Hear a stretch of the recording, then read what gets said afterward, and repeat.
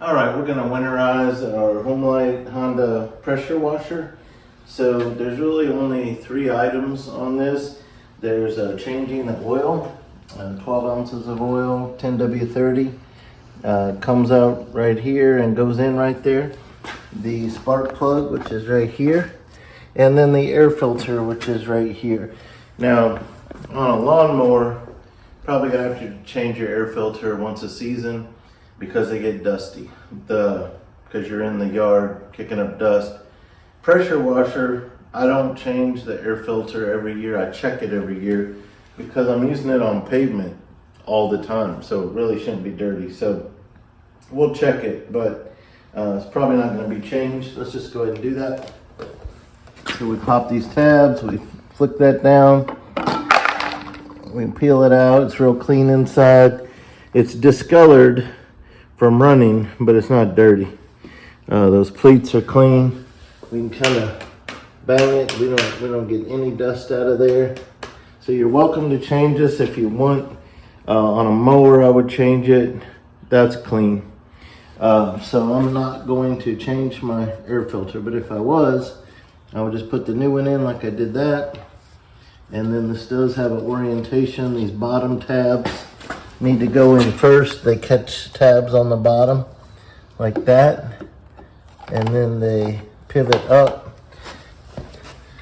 Kind of make sure my air filter's in there right. And then I put the tabs at the top.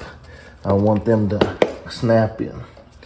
So that's how you would do the air filter. So one of the designs I don't care for on this is changing the oil. So the only way to get oil out is to take this off and figure out a way to get the oil out of there. So one way would be, and we have done this before, you'll find videos on my channel where I did that. May end up having to do it again, but where we literally pick it up and hold it over the oil pan. Problem is, oil drips all the way on the inside of this wheel, and you get oil inside all the plastic spokes and everything. It's a real mess. So what we're gonna do is we're going to try, we measured out, it takes 12 ounces of oil. I measured out what 12 ounces is on this cup, and I put marks. So that kind of lets me know how much I'm getting. And so instead of pouring it into there right now, I'm actually just going to use my cup. And I want to use this Mighty Vac fluid extractor, which is basically a syringe. I'll put this in there and pull it out. And so we'll see what we get. And then we'll try tilting this at different angles. See what we can get. So oil's cheap and it extends the life. So I use this to pressure wash my driveway twice a year and to wash cars all year. So I don't keep track of the hours on it. I just change it every winter. I know that the oil could last longer, but why push it when it's 12 ounces of oil? So on one syringe with it flat, we probably got 5 ounces already out. To get more, I'm gonna have to experiment with tilting. So I'm gonna try tilting this way and see if that gets me anything. Not much there. Got a little, not a lot.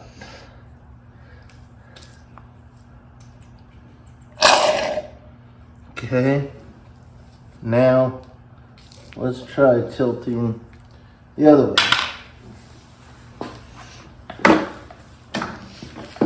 Might need your help on this. We're gonna set the camera down for this one, but I'm gonna tilt it like this.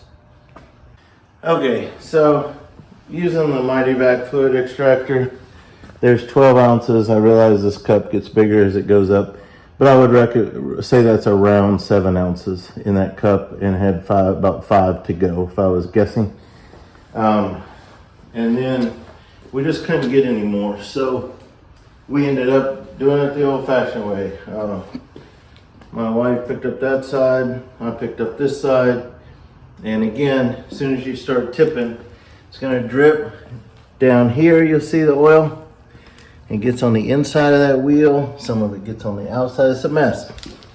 So what you do is you tip it, and as quickly as you can, you get it over your whatever you're gonna use to catch your oil.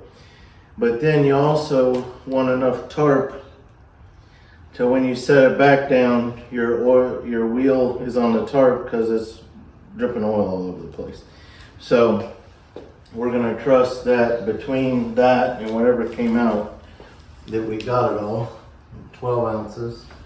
And so now all we gotta do is start the fun exercise of just wiping off the oil that dripped. So I just start here.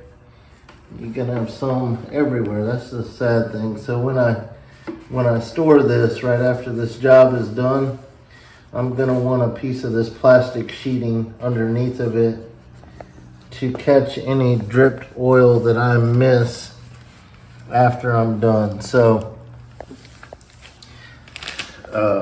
I'm basically now trying to do the fun part about getting what's inside of that wheel that I can't get to easily. Now that's water right there.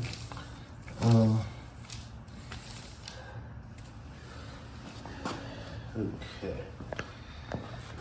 So just in case I would get anything out of there, I'm going to go ahead and put the dipstick back in before I tilt it, because I'm basically going to tilt this thing to see what I can get to on that wheel, just to kind of show you how messy and how much of a pain this is. The shape of this wheel, it's got all these plastic reinforced grooves in there, and so that oil has a million places to hide. So that's why it's no fun.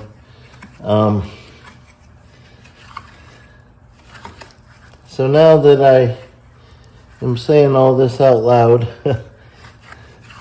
I'm having a thought that maybe I could try next winter. Maybe you could try. Comment in the comments if you get to try it before I do. Maybe I should take that wheel off. That wheel would probably take 2 minutes to take off. That's what I'm gonna do next year. I'm gonna take that wheel off. I'm gonna turn it, and then the wheel will stay clean. It'd take a lot less time to take that wheel off and put that wheel back on than it would to clean it up. So that's what I'm gonna recommend you do. You get to learn from my mistakes. I've been doing this for years and just thought of that. So that's what I'm gonna do next year, is take the wheel off. So at any rate, we got the oil out. So we have 12 ounces measured of clean new oil. So let's go in and show you what we have as far as parts and everything. I'm gonna go ahead and take this old oil and go ahead and let it drain into here.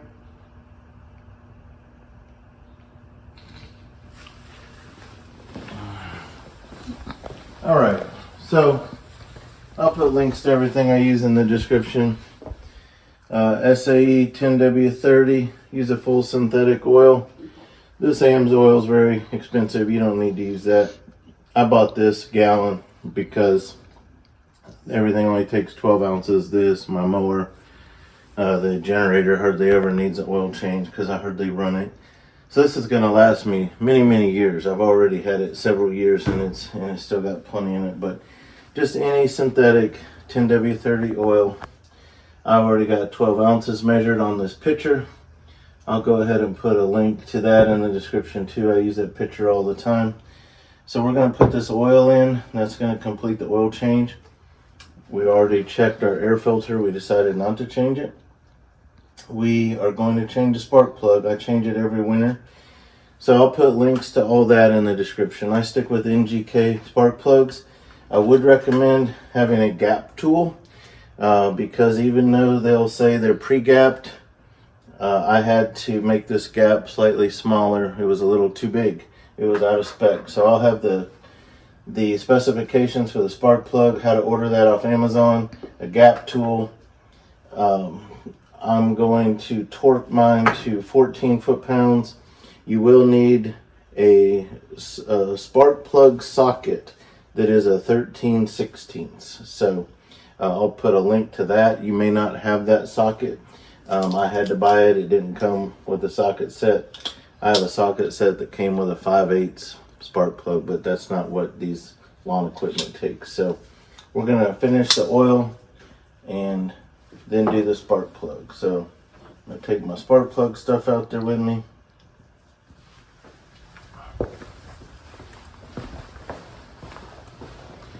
I'm going to pour in this oil so the oil change will be done. This kind of maintenance is so easy, so inexpensive, and it can really extend the life of your equipment. This pressure washer is 11 years old right now. Bought it at Home Depot 11 years ago. Had no problems with it. So what I'm going to do while that's emptying out that funnel, I'm going to take my rubber boot off right here. My spark plug right here. There's my spark plug. I'm going to take this 13/16 socket.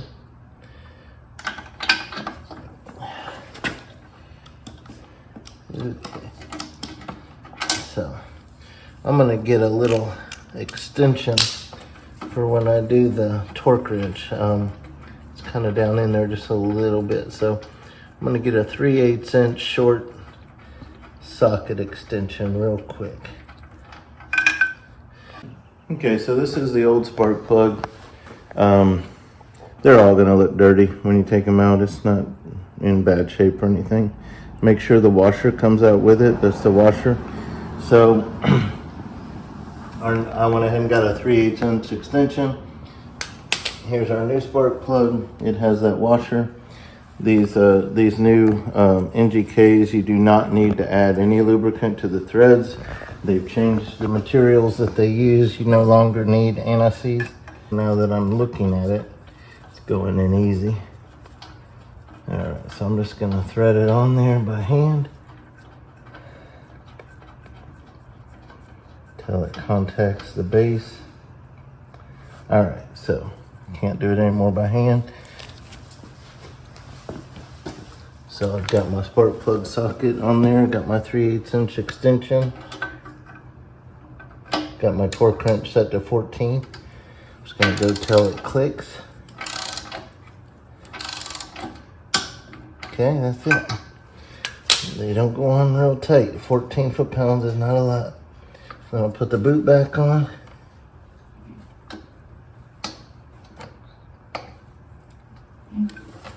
Okay, you should really kind of hear it pop on there good. That's it. I'm gonna take my funnel out from my oil. I'm gonna take these, I've been told, are made where you check the oil with the threads out. Like, don't thread it, just like let it sit in there. And check it, and it's full. So the 12 ounces of oil is correct. So that means we did get all 12. We were able to measure what we did with the syringe, and then we're not able to measure what we spilled and what went in there, but our oil level is correct. So all we have to do now is put a piece of clean plastic sheeting over here on the floor where I'm going to store that, so that any oil that drips off that wheel will be caught there. And then, like I said, you can learn from my mistakes. You might just try taking that wheel off to change the oil. It'll be a lot cleaner. So I will put links to everything in the description, including the air filter. that I decided not to change, but I'll put the link in there in case you want to buy an air filter that fits this Honda. So I hope that's been helpful. I do this once every winter, like I said. It's 11 years old, still going strong. Hope that's been helpful. Thank you for watching.